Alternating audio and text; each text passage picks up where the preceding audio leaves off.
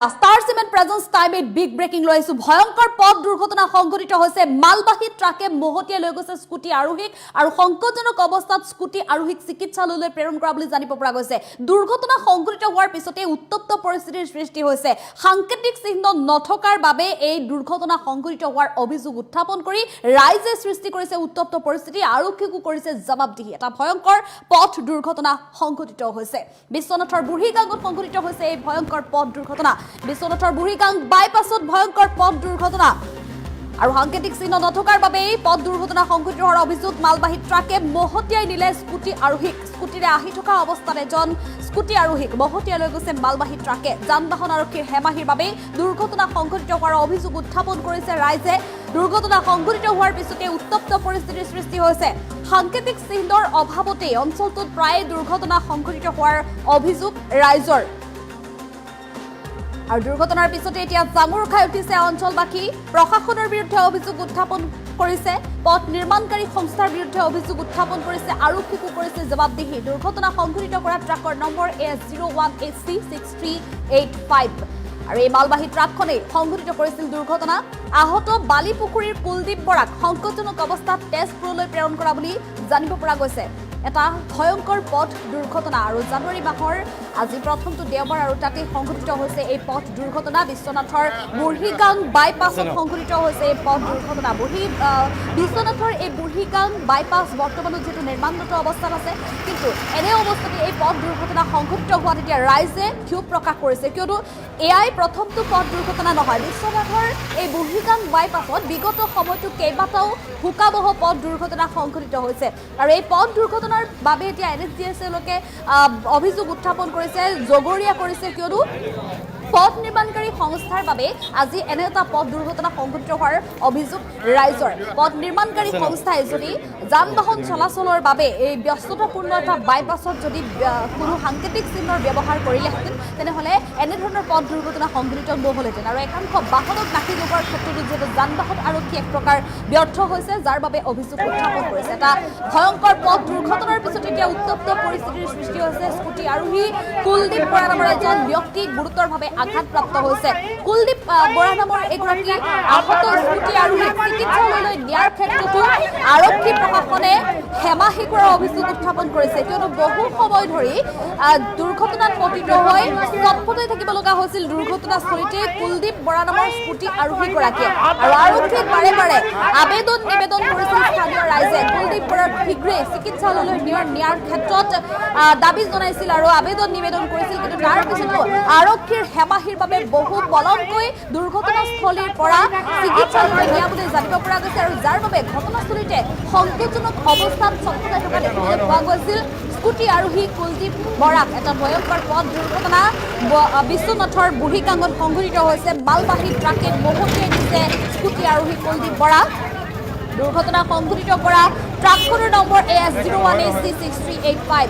আহত হৈছে স্কুটি আৰোহী বালিপুখুৰীৰ কুলদীপ বৰা বুলি জানিব পৰা গৈছে আৰু কুলদীপ বৰাক বৰ্তমান সংকটজনক অৱস্থাত তেজপুৰলৈ প্ৰেৰণ কৰা হৈছে আৰু ঘটনা সংঘটিত হোৱাৰ পিছতে ঘটনাস্থলীত উত্তপ্ত পৰিস্থিতিৰ সৃষ্টি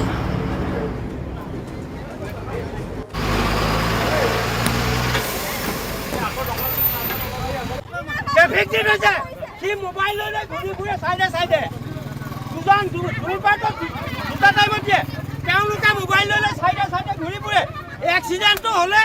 গোটেই প্ৰশাসনে মানুহ মাতিব তাৰ আগতে তেওঁলোকে কোনো কথা গম নাপায় এইটো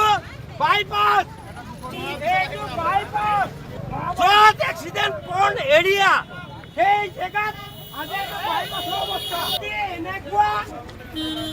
NHDSA যদি আছে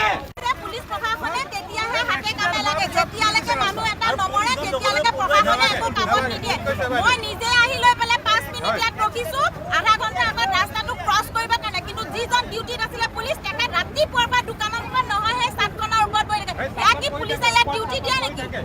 এটা ডিউটি ক'ত থাকে ডিউটি থাকিব লাগে ক'ত মই নিজে 10 মিনিট আগত মই ইয়াত ৰখিছো পুলিচ প্ৰশাসনে যেতিয়া মানুহ মৰিব তেতিয়া আজি কিয় এইটো ৰাস্তা খুলি দিছে তেতিয়াহ'লে আজি ইমান দিনে বন্ধ কৰি থোৱা ৰাস্তা কিয় খুলি দিছে এতিয়া কিয় ইমান পুলিচ প্ৰশাসন আহিছে এজন ডিউটি পুলিচে ডিউটি দিব পাৰে নেকি পুলিচ প্ৰশাসনে তেতিয়াহে হাতে কামে লাগে যেতিয়ালৈকে মানুহ এটা নমৰে তেতিয়ালৈকে প্ৰশাসনে একো কামত নিদিয়ে মই নিজে আহি লৈ পেলাই 5 মিনিট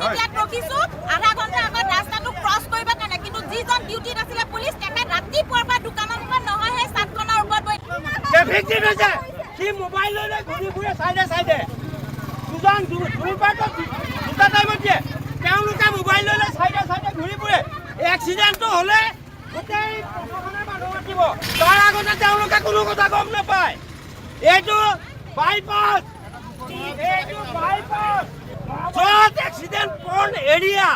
সেই জেগাত আজি বাইপাছৰ অৱস্থা এনেকুৱা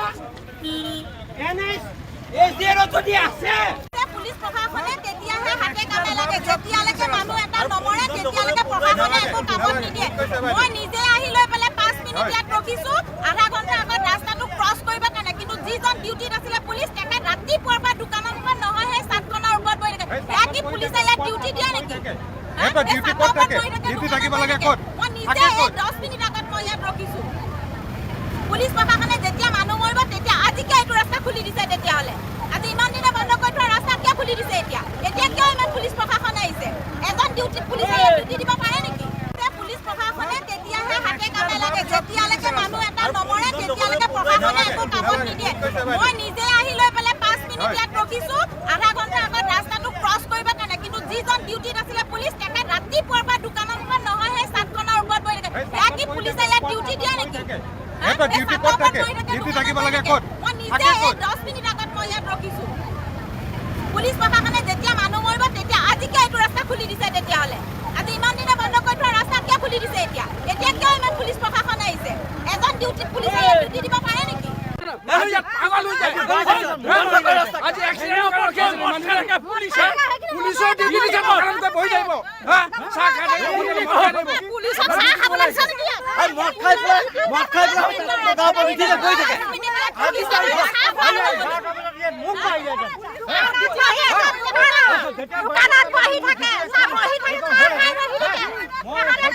ভালকে ডিউটি নকৰে